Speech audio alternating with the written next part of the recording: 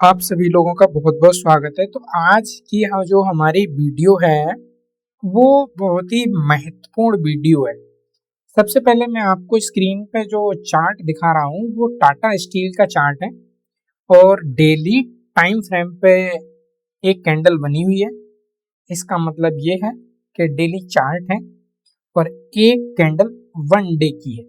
सबसे पहले आपको ये इंफॉर्मेशन, इसके बाद में जो हम आज बात कर रहे हैं वो ये कर रहे हैं कि ये स्टॉक कंटिन्यू, आप यहां से देख रहे होंगे एक अपने हाई लेवल पे, जो हाई लेवल्स पे कंटिन्यू गिरते हुए मार्केट को आज ये जो सपोर्ट लेवल है वहां पे आप आते हुए देख रहे हैं। तो एक स्टॉक जब कंटिन्यू सेलिंग पोजीशन में होता है या डाउन ट्रेंड में होता है और उसके बाद में स्टॉक अपने सपोर्ट लेवल पे आता है, वो स्टॉक वहां से हम लोग कहते हैं कि यहाँ से स्टॉक सपोर्ट लेगा। सपोर्ट लेने के बाद में स्टॉक में अब डायरेक्शन मूवमेंट बनेगा। तो यही हमारा मेन पॉइंट है इस वीडियो का। तो आप लोग वीडियो में पूरा बने रहें, इसको हम समझेंगे कि किस तरह से ये चीज होती है। तो सबसे पहले मैं आपको ये जो मैंने एक बॉक्स जो ड्रॉ किया है, ये बॉक्स मैंने पहले से ही ड्रॉ करके रखा हुआ है जिससे कि मैं आपको अच्छे से समझा पाऊँ। तो आप यहाँ पे देख रहे हैं कि स्टॉक ने प्रीवियस टाइम से, अपने प्रीवियस टाइम से, यहाँ पे आप देख सकते हैं प्रीवियस टाइम से कहीं भी इसको टच नहीं किया है। तो मैं इसकी रिसेंटली की बात करने के लिए इसको इसीलिए मैंने ड्रॉ किया है। इससे मैंने अधिक नहीं लिया है क्योंकि पीछे इसके टच है ही नहीं। तो स्टॉक ने कहीं ना कहीं यहाँ पे ये वाले पॉइंट पे जो रेजिस्टेंस की तरह इसको ट्रीट किया। ये वाला जो रहा पॉइंट, इसको मार्केट ने एक रेजिस्टेंस की तरह ट्रीट किया। रेजिस्टेंस की तरह ट्रीट करने के बाद में स्टॉक क्या अप डायरेक्शन में जा पाया? नहीं जा पाया, क्योंकि स्टॉक यहाँ पर रेजिस्टेंस फेस करने लगा। रेजिस्टेंस फेस करने का सिंपल सा समझें तो ये कह सकते हैं यहाँ पे सेलर हावी थे। इस प्राइस पे सेलर जो स्टॉक को बाई करके बैठे हुए थे वो इस पॉइंट पे सेल करना चाहते थे और बहुत अधिक संख्या में सेल करना चाहते थे। इसीलिए देखिए, इससे जो प्रीवियस कैंडल बनी इसमें वॉल्यूम आप देख सकते हैं, वॉल्यूम बहुत अधिक संख्या में आया, मतलब बाइंग यहाँ पे है बहुत अधिक संख्या में। लेकिन यहाँ पे बाइंग होने के साथ साथ में कहीं ना कहीं सेलर हावी रहा। तो प्रीवियस कैंडल से, प्रीवियस जो कैंडल है उससे वॉल्यूम कम रहा। तो यहाँ से हम ये एक्सपेक्ट कर सकते थे कि मार्केट में अब ये डाउन ट्रेंड में स्टॉक जाएगा, मतलब स्टॉक अब डाउन ट्रेंड में, और डाउन ट्रेंड में ये स्टॉक गया और उसके बाद में कंटिन्यू फिर, और यहाँ पे जिस पॉइंट पे पिछले टाइम में जहां पे स्टॉक ने अपने को सपोर्ट की जगह रेजिस्टेंस की तरह ट्रीट किया, ये वाला पॉइंट रेजिस्टेंस की तरह ट्रीट किया, और आज उसको फिर रेजिस्टेंस की तरह ये यहाँ पे ट्रीट कर रहा है।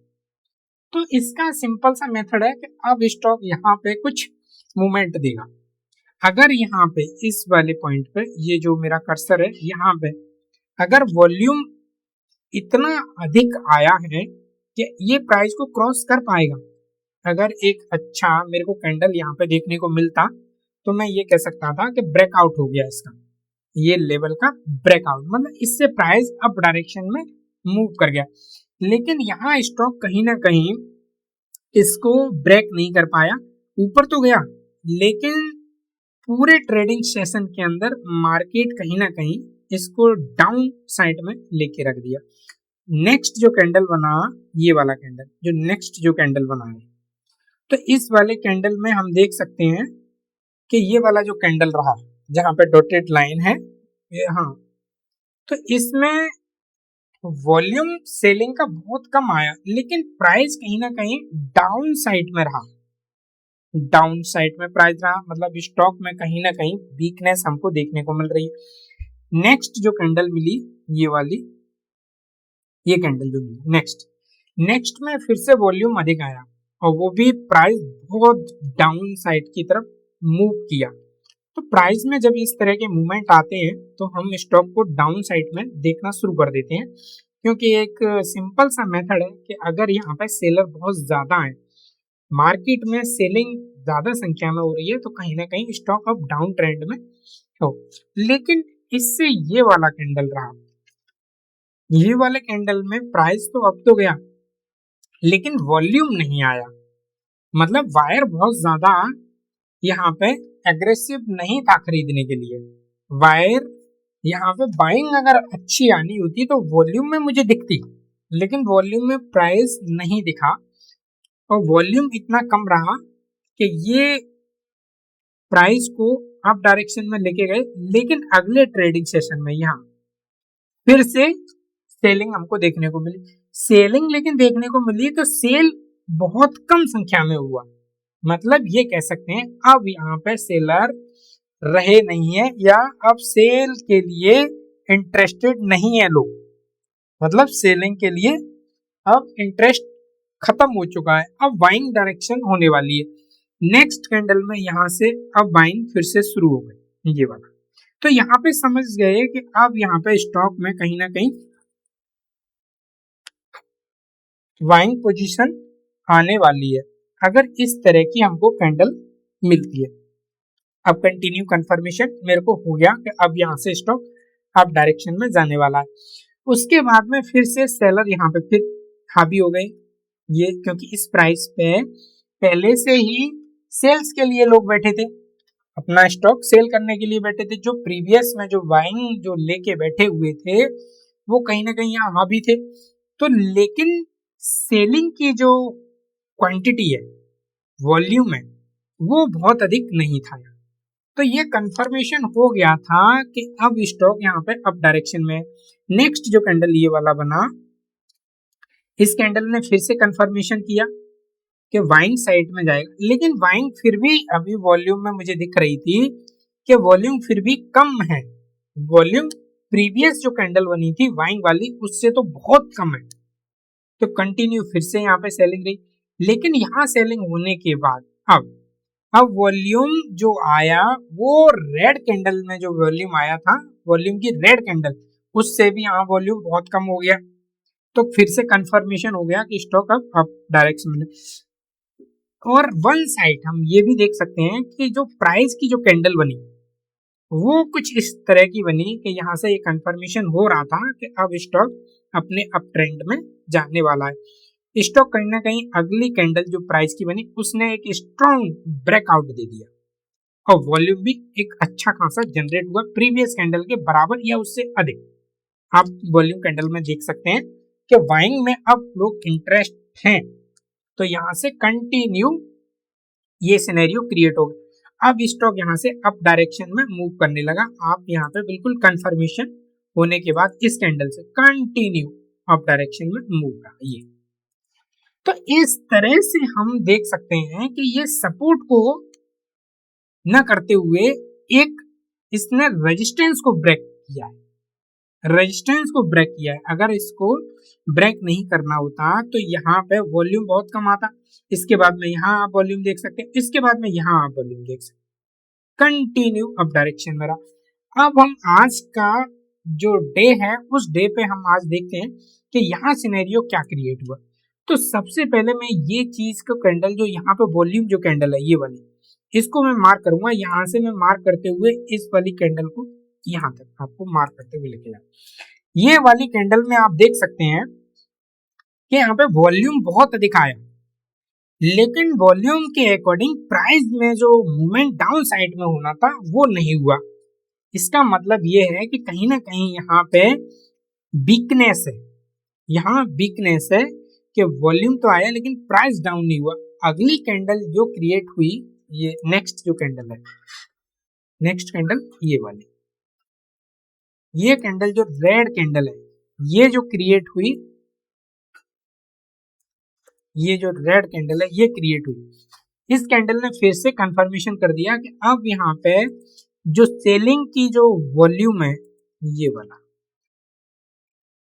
क्लियर, सेलिंग का जो वॉल्यूम है ये जो बीच वाला, इसने कंफर्मेशन कर दिया कि अब स्टॉक यहाँ से अब नीचे की प्राइस पे नहीं जाने वाला। और कहीं ना कहीं अगला कैंडल फिर से कंफर्मेशन मेरे को दे रहा है कि यहाँ से स्टॉक अब नीचे नहीं गिरने वाला है, क्योंकि बाइंग जिस हिसाब से आई है, बाइंग की जो क्वांटिटी है वो इस कैंडल ने कंफर्मेशन मुझे दे दिया कि अब स्टॉक यहां से अप डायरेक्शन में मूव करेगा। लेकिन कंटिन्यू अगले ट्रेडिंग सेशन में फिर से ये जो वॉल्यूम जो आया है सेलिंग का, कैंडल भी मेरे को रेड बनी है, ये कैंडल भी मेरे को रेड क्रिएट हुई। कैंडल तो रेड क्रिएट हो गई, श्योर हो गया कि रेड कैंडल क्रिएट हो गई और वॉल्यूम भी मेरा रेड क्रिएट हो गया। लेकिन कहीं ना कहीं ये श्योरिटी मुझे लगने लगी कि अब ये वॉल्यूम जिस हिसाब से आया, अब सेलर यहाँ पे हावी नहीं है, अब सेलिंग नहीं होने वाली है। अब ये कहीं ना कहीं मेरे को अच्छा सपोर्ट, एक स्ट्रॉन्ग सपोर्ट मान सकता हूं यहाँ पे। अगर मैं अच्छा स्ट्रॉन्ग सपोर्ट मान रहा हूं इसे, तो अगला जो ट्रेडिंग सेशन है मेरा, अगला ट्रेडिंग सेशन में यहां से जो कैंडल बनने वाली है कहीं ना कहीं एक अप डायरेक्शन में बनेगी। तो मुझे ये श्योर करना है कि क्या कैंडल यहां से अप डायरेक्शन में बनने वाली है। अगर वॉल्यूम भी आएगा तो वॉल्यूम भी मुझे देखना है कि जो नेक्स्ट वॉल्यूम जो आएगा वो कहीं ना कहीं एक स्ट्रॉन्ग वॉल्यूम मेरे को आना चाहिए। स्ट्रॉन्ग वॉल्यूम आने के साथ साथ में कैंडल भी अप डायरेक्शन में जाना चाहिए। लेकिन प्रीवियस कैंडल से भी मेरा वॉल्यूम अगर अधिक आता है तो भी मैं इसको कंसीडर कर सकता हूं कि अब यहां से स्टॉक इसको सपोर्ट, एक स्ट्रॉन्ग सपोर्ट मान चुका है। अब यहां से स्टॉक अपनी अप डायरेक्शन में रेडी है। तो ये एक सिनेरियो है कि जब स्टॉक सपोर्ट लेवल पे आता है, कोई भी स्टॉक रहा, जब गिरते हुए मार्केट में जब सपोर्ट लेवल पे आता है तो उसको आइडेंटिफाई हम कैसे कर सकते हैं, हमको ये कंफर्मेशन कैसे करना है। बाद में तो कोई भी कर सकता है, बाद में तो एक्सप्लेन कोई भी कर सकता है, लेकिन इसको पहले से ये कंफर्मेशन हो जाए कि स्टॉक अब इस पोजीशन से अब इसमें फायर होने वाला है और ये रॉकेट की तरह उड़ेगा। ये एक सिनेरियो बहुत इंपॉर्टेंट होता है। तो यहां से आपको क्या लग रहा है, यहां से आप कमेंट्स में मुझे जवाब दें कि यहां से क्या लग रहा है। अगर यहां से स्टॉक अपने अप डायरेक्शन में जाएगा तो क्या सिनेरियो क्रिएट हो सकता है। सिर्फ मैं सपोर्ट के बारे में इस वीडियो में बात कर रहा हूं, सपोर्ट, तो इस सपोर्ट पे आप ध्यान दें। अगर मैं रेजिस्टेंस की बात कर रहा होता तो मैं सारे सिनेरियो क्रिएट करके चलता, लेकिन यहाँ पे सिर्फ सपोर्ट के बारे में आप बात हो रही है। तो यहाँ पे क्या होना चाहिए, वॉल्यूम कितना आना चाहिए, प्रीवियस से अधिक आना चाहिए या कम आना चाहिए, ग्रीन कैंडल क्रिएट होनी चाहिए, क्या लगता है आप कमेंट्स में मुझे जरूर जवाब दें। लेकिन एक सिंपल सा यहाँ पे मेथड आप रखिए, बहुत ज्यादा इंडिकेटर यूज करने से सिर्फ कंफ्यूजन पैदा होता है, सिर्फ कंफ्यूजन और कुछ भी नहीं। और उसका ये होता है कि हमारा इससे लगाव जो है हटता हुआ चला जाता है और हम इसको एक नेगेटिव व्यू से देखते हैं, स्टॉक मार्केट इज नेगेटिव। ये नहीं, अगर आपको चीजों को सीखना है, समझना है, टाइम देना है तो बहुत बारीकी से समझना पड़ेगा। बहुत ये रॉकेट साइंस नहीं है, बहुत सिंपल है, लेकिन थोड़ा सा हमको इसको टाइम देना पड़ेगा। और आप इसको कई चार्ट पे आप बार बार इसको रिपीट प्रैक्टिस कीजिए और प्रैक्टिस करने के बाद में फिर देखिए कि क्या लगता है आपको। जैसा भी जो भी जवाब है आप मुझे कमेंट्स बॉक्स में जरूर दें। और ये पूरी वीडियो आपने पूरी देखी, इसके लिए बहुत बहुत धन्यवाद। अगर वीडियो आपको अच्छी लगी है तो एक लाइक मुझे जरूर दें। मैं आपका पुनः बहुत बहुत धन्यवाद।